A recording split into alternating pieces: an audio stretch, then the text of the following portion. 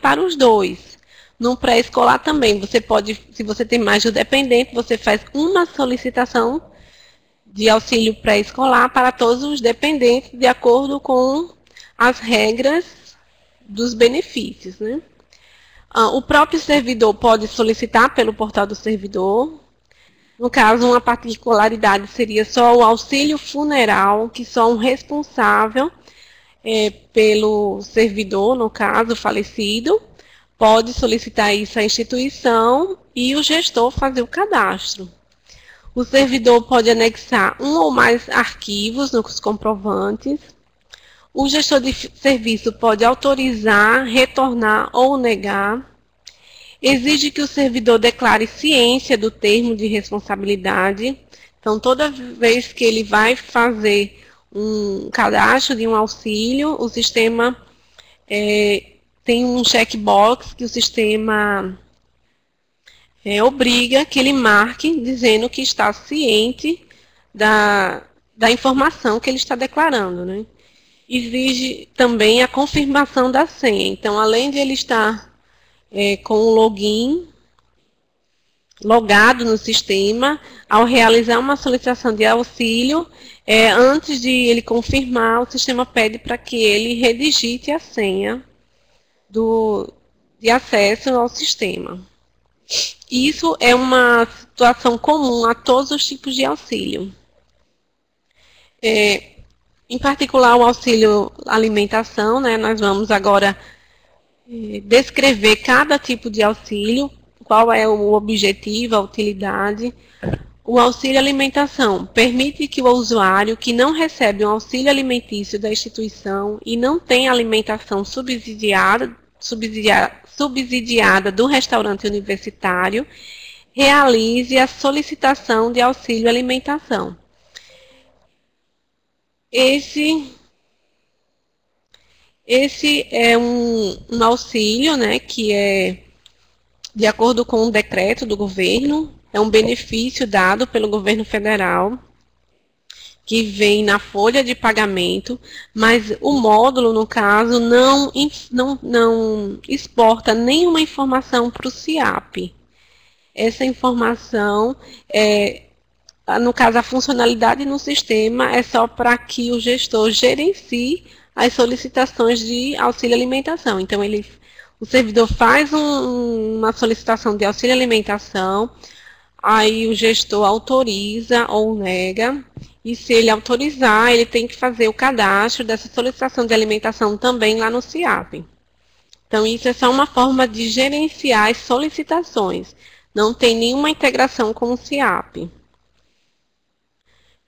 Então, ele faz a consulta através dos filtros disponíveis, né, o sistema lista abaixo, e ele seleciona qual o servidor que fará a solicitação de auxílio alimentação. Você pode informar dados gerais da solicitação, a data de vigência, se tiver, senão o sistema não obriga essa informação, alguma descrição sobre os anexos, né, sobre os documentos, algum tipo de documento que for necessário, mas também não é obrigado. Anexar esse documento e, por final, declarar que está ciente do decreto 3.887/2001, responsabilizando-me pelas informações aqui prestadas. Estou ciente que a impressão das informações prestadas constitui falta grave, possível de punição nos termos da lei específica. Então, é obrigatório que o servidor marque esse checkbox antes de concluir a solicitação. Aí a tela da finalização, né, dizendo que o auxílio foi cadastrado com sucesso. E aí ele pode cadastrar uma nova solicitação de outro servidor, vamos dizer. Porque essa tela aqui, eu fiz na apresentação uma tela só para não ficar repetitivo. A tela do portal do servidor e depois todas as telas do gestor de cadastro. Essa tela aqui, para cadastrar uma nova solicitação, é a tela lá do gestor de serviços. O auxílio funeral, que é restrito ao gestor de serviços. Essa operação tem como finalidade possibilitar o cadastro de uma solicitação de auxílio funeral.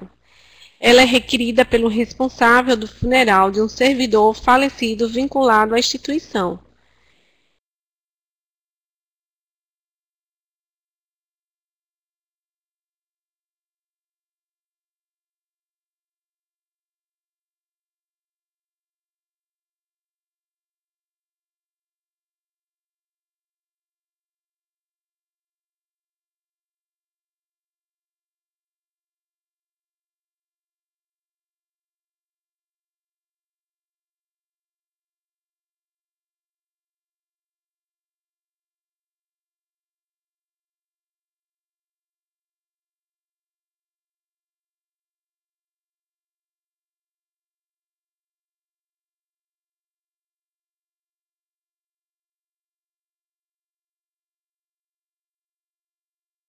Então, o gestor informa o nome, os dados do interessado do auxílio funeral e a data de óbito do servidor, qual vai ser o valor do funeral, o processo, o atestado de óbito, poderia ser o documento.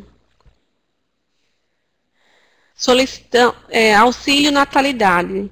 O auxílio natalidade é para os dependentes de um determinado servidor. Esse benefício é concedido à servidora ou não, cônjuge, companheiro, quando o parturiente não for servidora pública, por motivo de nascimento de filho.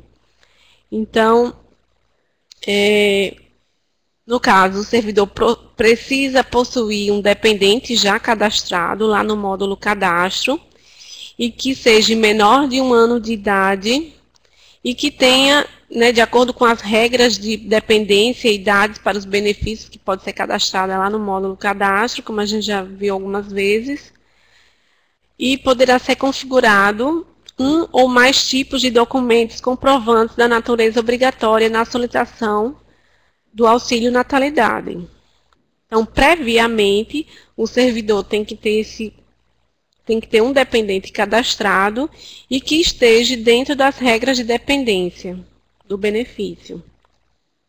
Então, o sistema, através dos filtros, a gente seleciona o servidor, o sistema já lista todos os dependentes cadastrados e autorizados pelo gestor de cadastro, e aí o gestor só marca qual vai ser o dependente que terá o benefício, que fará a solicitação do auxílio natalidade.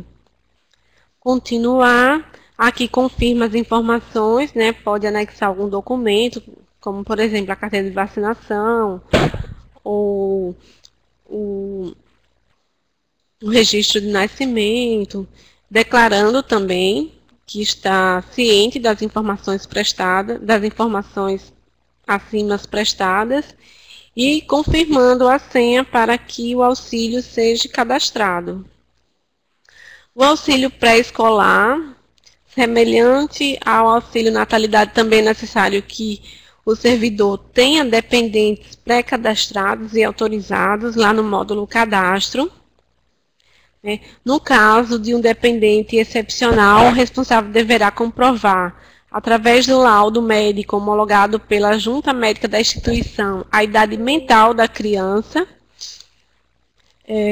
E também o auxílio pré-escolar ele não pode ser acumulativo ao casal, isto é, apenas um dos cônjuges poderá requerê-lo, mesmo que sejam servidores de órgãos federais diferentes. Então, se o servidor é casado com uma servidora que também é servidora pública federal, os dois não podem solicitar o auxílio pré-escolar ao mesmo tempo, Então, ele pode ser dependente dos dois, mas ele não pode ter um auxílio em duplicidade para os dois servidores. Para cada servidor, o mesmo auxílio. Aí, como eu já citei, ele precisa ter dependentes autorizados nas condições, de acordo com as regras de dependência. A mesma solicitação poderá conter um ou mais dependentes. No caso, se o servidor tiver mais de um dependente que esteja dentro das regras, ele pode também fazer a solicitação. Existem dois tipos de auxílio pré-escolar. Né? Pelo menos na UFRN, existe também uma escola, uma educação infantil para os servidores, para os filhos dos servidores da instituição. Então, existe a opção para que o servidor faça a solicitação do auxílio pré-escolar direta, que seria a creche conveniada com a instituição, no caso o UFRN possui uma escola própria, e o auxílio pré-escolar indireta, creche não conveniada com a instituição, que acredito que seria um benefício em valor. E aí, a tela do auxílio pré-escolar, o nome do interessado, os filhos que vão ter os benefícios, o tipo de dependência, como eu citei, que pode ser direta ou indireta, a confirmação nesse caso, o sistema obriga um documento obrigatório. É necessário para que seja efetivada a solicitação, pelo menos um documento seja cadastrado, comprovando, acho que seria o caso de uma matrícula, o comprovante da matrícula, o comprovante o registro de nascimento, alguma coisa que comprove que o dependente tem direito ao auxílio pré-escola.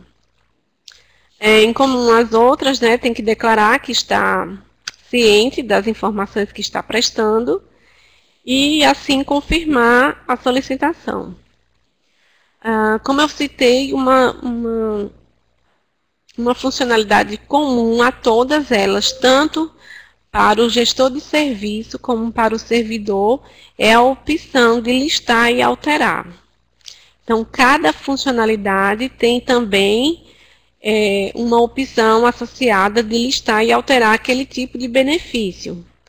Por exemplo, o benefício pré-escolar.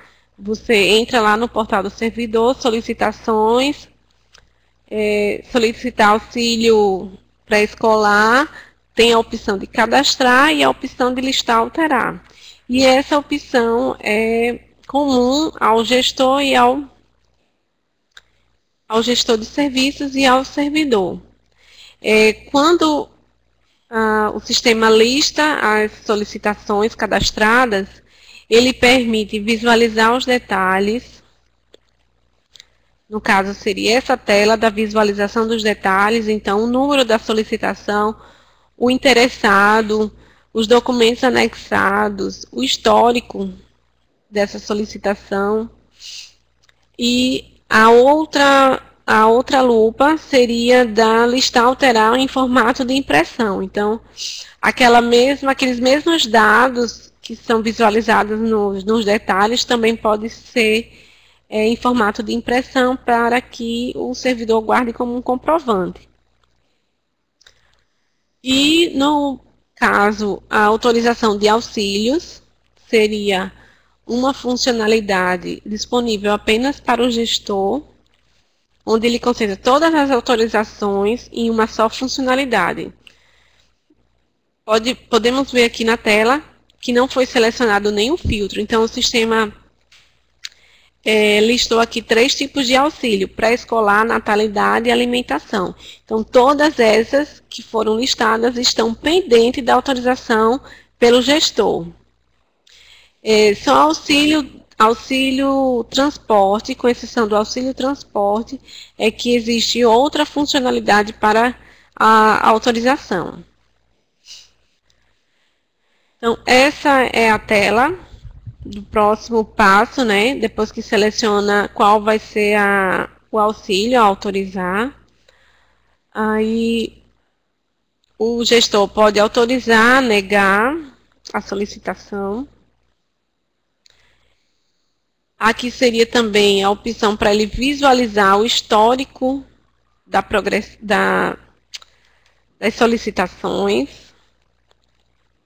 E nós vamos agora para o cadastro de auxílio transporte. O auxílio transporte de natureza jurídica indenizatória é concedida em pecúnia pela União, destina-se ao custeio parcial de despesas realizadas com transporte coletivo, municipal, intermunicipal ou interestadual, pelos servidores da instituição, nos deslocamentos de suas residências para os locais de trabalho e vice-versa. Então, nós fizemos aqui uma representação do cálculo, como é que o sistema faz o cálculo do valor do auxílio transporte. Então, VA é o valor do auxílio transporte, VGN significa o valor do gasto mensal com transporte, menos VB, que seria o vencimento básico do servidor, atentar para a rubrica do vencimento básico na ficha financeira. Esse valor do vencimento básico do servidor vem na fita espelho e é alimentado no sistema através da importação da fita espelho. E aí o sistema faz o valor do auxílio em cima desses valores. Além disso, ele usa o percentual máximo a ser retirado do salário, que é 6%, vezes esse valor, vezes a quantidade de dias selecionados pelo servidor, dividido pela quantidade de dias no mês, igual a 30 ou igual a 31. De acordo com o mês, o sistema faz esse cálculo, para assim dar o valor a ser pago como auxílio transporte. Aí a tela do cadastro do auxílio transporte.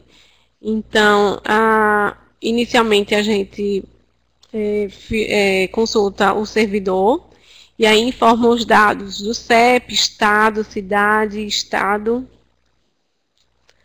bairro, logradouro, número, complemento, cadastra um comprovante de endereço, isso é obrigatório, informar pelo menos o telefone residencial e adicionar o tipo de transporte, que é cadastrado também através da funcionalidade cadastrar tipo de transporte, a unidade federativa da linha, que seria o estado. A linha de transporte também é uma funcionalidade que o gestor pode cadastrar a linha de transporte. E aí, com essas informações que ele vai inserir, ele depois vai dizer se esse é o sentido casa-trabalho, trabalho-casa, casa-trabalho e trabalho e casa. Inserir essa linha e gravar. No caso no portal do servidor, ele pode gravar e enviar para o atendimento, que seria a solicitação para a autorização pelo gestor. Depois dessa tela do auxílio, do cadastro do auxílio, o sistema informa os meses, a ficha financeira do auxílio transporte, mês a mês, quanto será descontado de acordo com os cálculos, de acordo com aquela fórmula que a gente viu, o sistema faz os cálculos e já diz aqui o desconto mês a mês. Ano por ano também exercício, 2013, 2014 e assim por diante.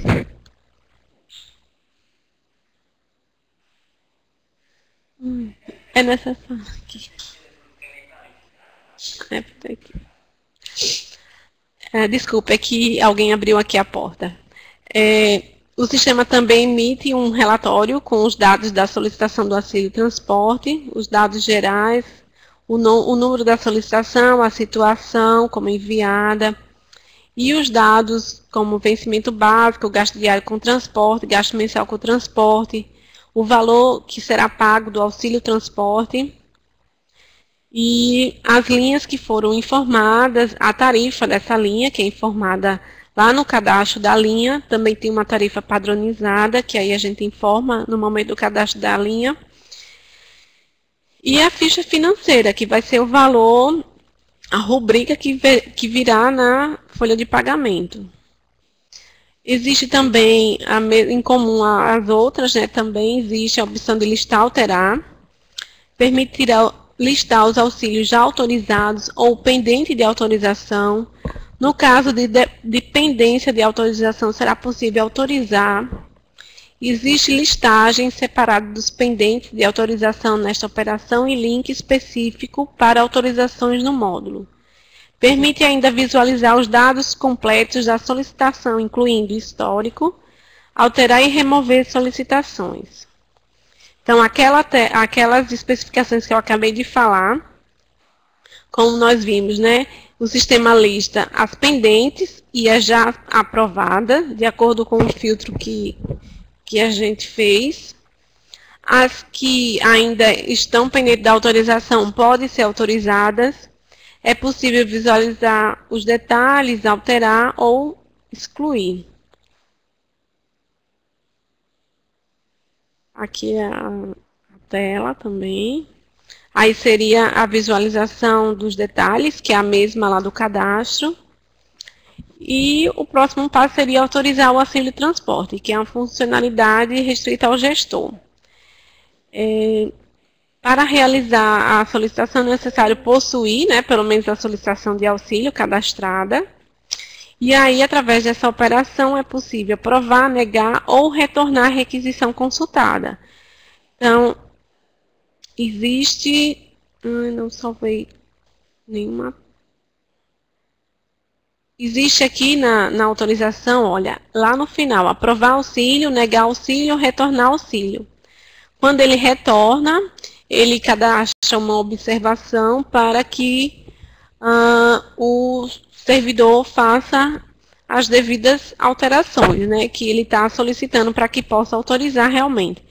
Então, pode ser um comprovante errado, que ele anexou um arquivo errado, ou informou uma linha que não condiz com o endereço, e aí vai para que o servidor possa fazer as alterações, né, corrigir, para que, então, possa fazer a autorização ou realmente a negação. A inativação do auxílio transporte, que ocorre nos casos, né, uma notificação nos casos que ocorre que o auxílio transporte do servidor sofreu alguma modificação por alteração de lotação ou endereço residencial, para que a atualização seja feita no SIAP. Ele gera apenas uma solicitação de inativação, ele sinaliza que houve alguma alteração, né, como a gente citou, ou de lotação ou de endereço, e aí é necessário que esse auxílio transporte seja revisto. Por exemplo, se o servidor alterou a unidade de lotação, possa ser que aquela linha que foi inicialmente cadastrada não circule na mesma rua que ele trabalhava antes. E aí o sistema já sinaliza dizendo que houve essa alteração, e aí o auxílio transporte precisa ser analisado novamente. Possa ser que não precise fazer nenhuma alteração, então é só confirmar e não efetivar a inativação. É só fazer a alteração lá no auxílio transporte, e aí o sistema considera normalmente a solicitação. Então, o servidor terá seu auxílio transporte inativado quando o endereço for alterado através do caso de uso, atualizar dados pessoais do portal do servidor ou atualizar dados do servidor da administração de pessoal. O endereço informado no auxílio transporte for alterado pelo portal do servidor, alterar a lotação ou o exercício para outro município ou instituição através do caso de uso, alterar a lotação ou o exercício do servidor. Então, se ocorrer inativação, foi ocasionada por um desses itens, por uma dessas alterações que o sistema sinaliza o motivo por qual foi ocasionada essa inativação. E aí a tela da inativação, se caso for. Existe a opção também para cadastrar o comprovante de auxílio transporte. Essa funcionalidade, ela existe, mas ela não tem obrigatoriedade. Certo? Então, O servidor pode cadastrar esse comprovante de auxílio transporte. E aí ele informa o comprovante, qual o mês de referência, o ano. E depois o chefe, o gestor, autoriza esse comprovante, que foi cadastrado pelo servidor. Antes, né, como eu mostrei na tela anterior, deve ser cadastrado o comprovante para que o chefe possa autorizar o comprovante.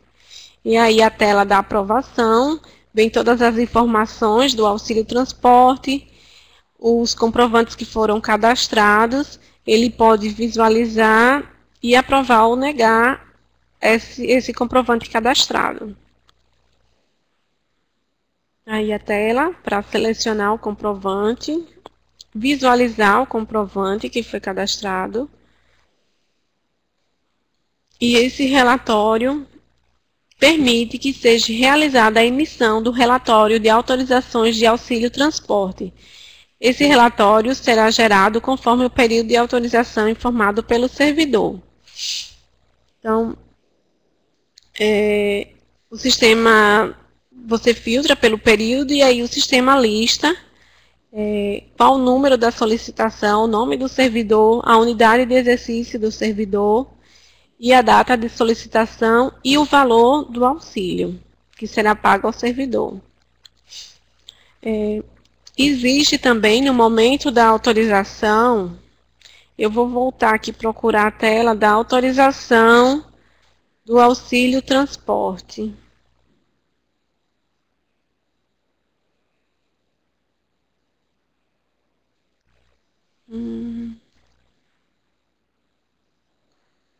Eu acho que eu não copiei a tela aqui. Nessa versão que já é utilizada, é uma tela... Existe, no momento da autorização do auxílio transporte pelo gestor, o sistema, o gestor pode dizer sim ou não, responder sim ou não, se é obrigatório que o servidor cadastre uma escala de viagem. Em alguns casos é necessário que o servidor informe a escala de viagem, porque às vezes ele não trabalha em todos os dias úteis, acho que seria o caso de servidores que trabalham em regime de escala. E aí, no caso, ele é obrigado mensalmente a informar essa escala. E aí, lá no módulo de departamento pessoal, existe um cadastro para o período de cadastro dessa escala de viagem para o auxílio transporte. Então, lá no módulo DAP, tem um calendário que delimita as operações dos servidores, né, no cadastro de escala, e também a homologação da chefia dessa escala cadastrada pelo servidor. Pronto, é essa tela realmente que eu queria mostrar. Na hora da autorização da solicitação de auxílio, o chefe, normalmente o sistema traz que sim, mas aí o gestor pode alterar para não, para que ele não informe escalas de viagem. Senão, se ele marcar que sim, todos os meses, o servidor, dentro daquele período, dentro do calendário vigente, ele vai ter que informar a escala de viagem dele, certo? Para que possa ser calculado o valor do auxílio transporte. Informar a escala de viagem. Alguns servidores precisam informar a instituição os dias em que eles se deslocarem de sua residência para o local de trabalho e ou vice-versa, pois, para estes, o cálculo do valor do benefício de auxílio transporte é diferenciado, considerando como dia útil apenas dias informados pelos mesmos. É na autorização das solicitações de auxílio transporte que será definido se determinado servidor precisa ou não informar a escala de viagem, como eu citei aqui. Necessita informar a escala de viagem, sim ou não? E aí, quando ele é necessário informar a escala de viagem, aí mensalmente o servidor tem que vir nessa funcionalidade, informar a escala de viagem, e aí marcar os dias do mês que ele irá precisar de transporte, de coletivo, né, para se deslocar até o local de trabalho e depois voltar para casa. E aí ele informa e o sistema vai fazer o cálculo de acordo com essa escala. E aí a chefia homologa essa escala que foi cadastrada pelo servidor. Aí ele mostra a escala que foi cadastrada pelo servidor, os dias que ele marcou, que está com V verde, e aí ele autoriza ou não a escala cadastrada. É possível também consultar a escala que foi cadastrada, né, consultar por mês, ano, somente as já homologadas pela chefia, além de outros filtros, e apresenta a listagem como valor total de auxílio já calculado para facilitar a conferência dos gestores. Também é possível a emissão de comprovantes individuais, caso necessário. Então, nessa consulta, o gestor vai ver só as que já estão homologadas, vai visualizar e vai emitir esse comprovante, que aí ele já pode ver de forma mais rápida qual foi o valor estimado do auxílio. Existe também uma operação só para consultar as escalas de viagens, somente as homologadas. Aí seria uma funcionalidade restrita ao gestor, né, para que a gente possa, no momento do cadastro, da solicitação do auxílio transporte, a gente informa a empresa que o servidor utiliza no seu deslocamento. Então, é necessário que faça o cadastro dessa empresa.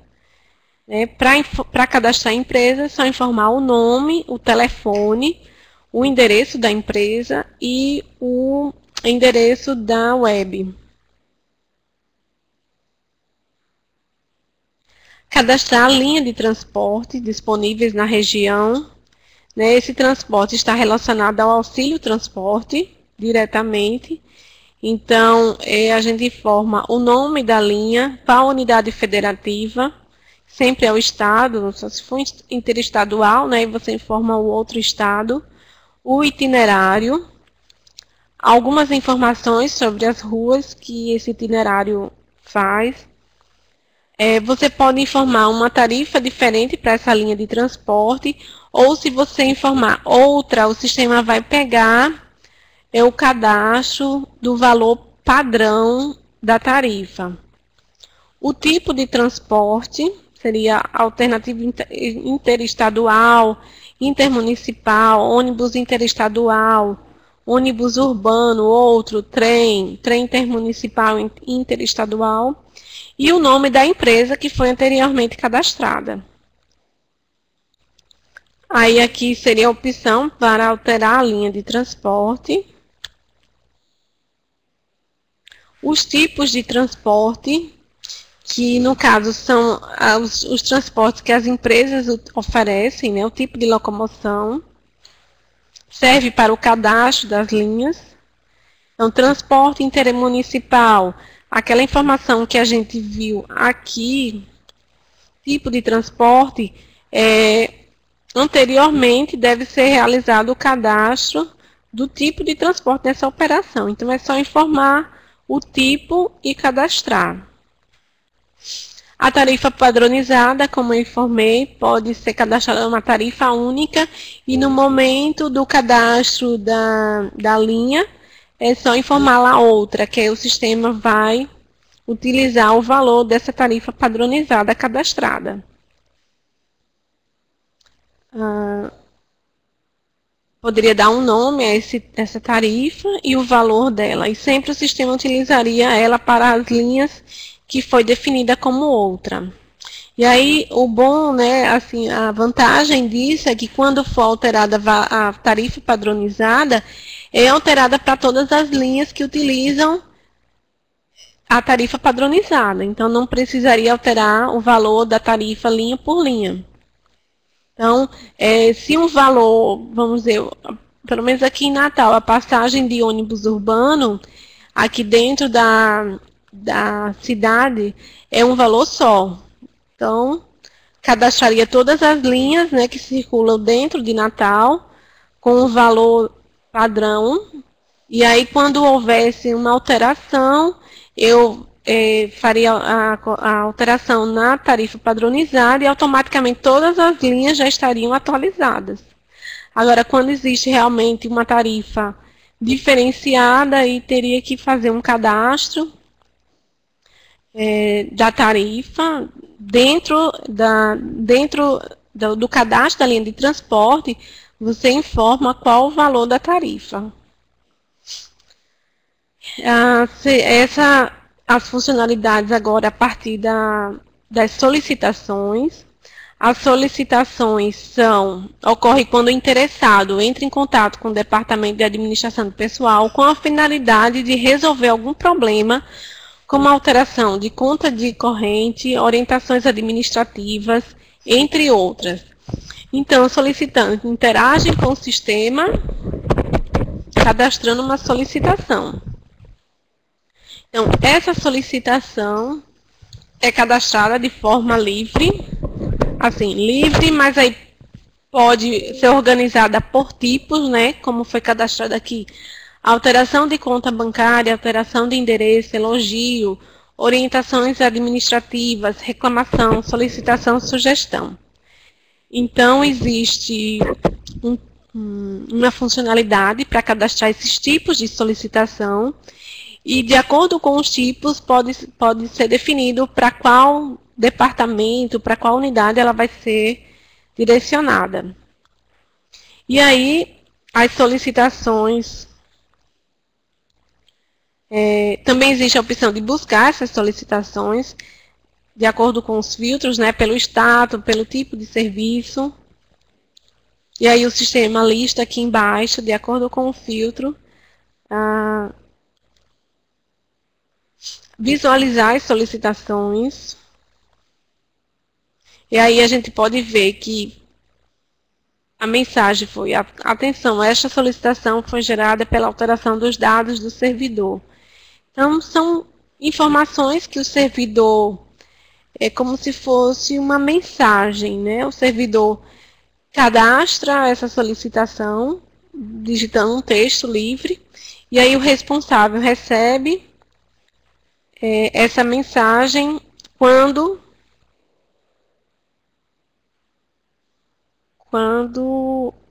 deixa eu mostrar aqui a tela, quando ele loga no sistema.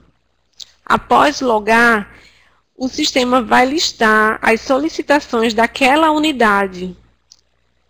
Né? Se uma solicitação, por exemplo, é cadastrada lá para o departamento de pessoal, todas as solicitações do tipo alteração de conta bancária devem ser encaminhadas para o departamento de RH. Então, quando o gestor as pessoas do departamento de RH acessar o sistema, fazer o login, aí o sistema vai listar as solicitações daquela unidade. Existe também a opção para emitir o comprovante da solicitação. Existe também a funcionalidade para pesquisar as solicitações abertas. Esse caso de uso tem por objetivo de visualizar as solicitações que estão em abertos, cadastradas em realizar a solicitação.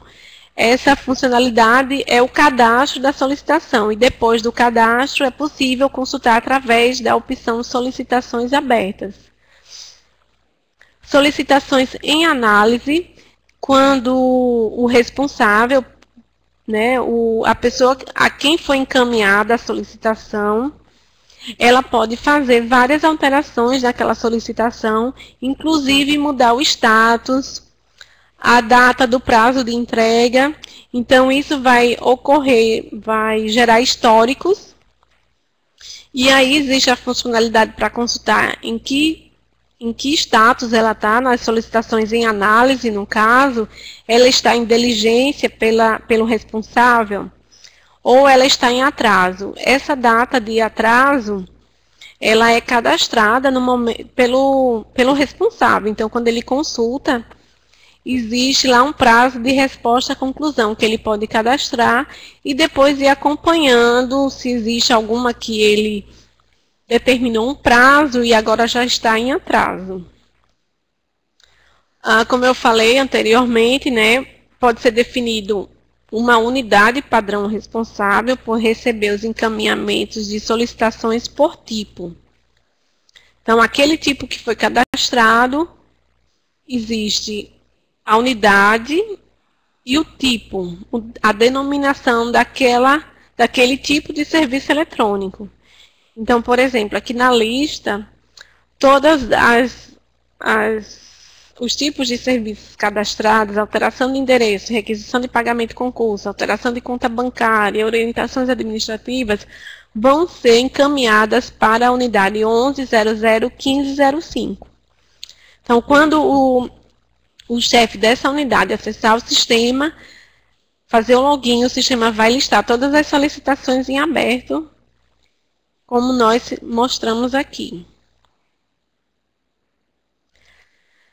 Existe também a funcionalidade lá no portal do servidor que ele autoriza o acesso à declaração de imposto de renda. Então, o servidor pode autorizar ou não o acesso a essa informação, ele confirma a senha para poder confirmar a autorização. E aí, o gestor de serviços pode visualizar, listar as declarações que foram autorizadas e as que não foram autorizadas. Aqui é a funcionalidade que visualiza autorizações concedidas de acesso, comprovante da autorização pode ser emitido, e a funcionalidade também que foi a funcionalidade que consulta as autorizações negadas. Esse caso de uso possibilita a consulta dos servidores que não autorizaram o acesso dessa instituição às informações contidas nas declarações. Existe também uma funcionalidade para gerenciar o quantitativo de solicitações por situação. Ou situação, no caso, cancelada, em análise, em diligência, encerrado. Relatório de alterações também dos dados pessoais que foram alteradas, né, através do portal. O relatório de alterações. E, por fim, agora ficamos com umas dúvidas, né?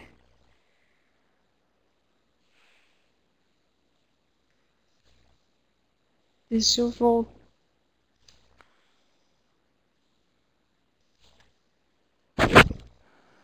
Pessoal, nós concluímos a apresentação do módulo e agora estamos abertos às perguntas, dúvidas. Se alguém tiver alguma pergunta para fazer, fique à vontade.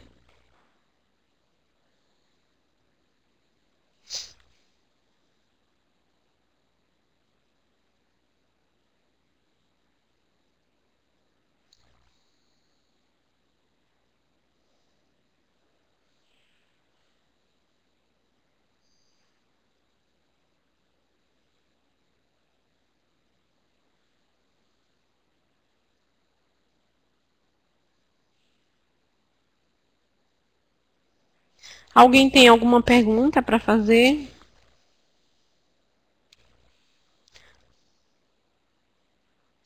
Fique à vontade, se quiser abrir o microfone. Acho que fica mais...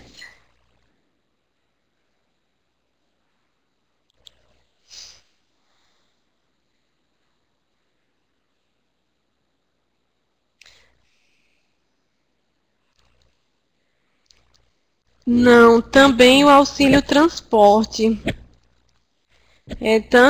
Todos os auxílios também têm que ser feitos no SIAP. Todos os tipos de auxílio.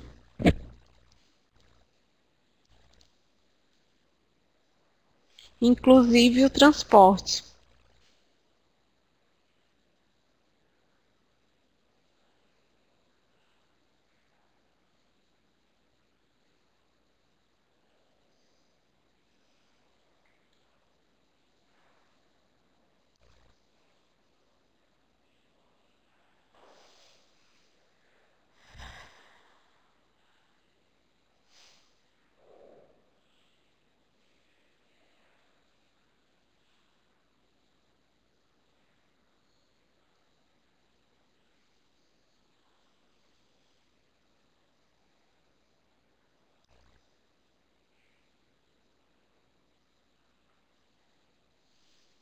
É sim, é obrigatório o comprovante de endereço. O sistema obriga que, no momento da solicitação do auxílio, seja anexado o comprovante de endereço. E aí, no momento da autorização pelo gestor, ele confirma, né, se o documento é válido. É obrigatório, sim.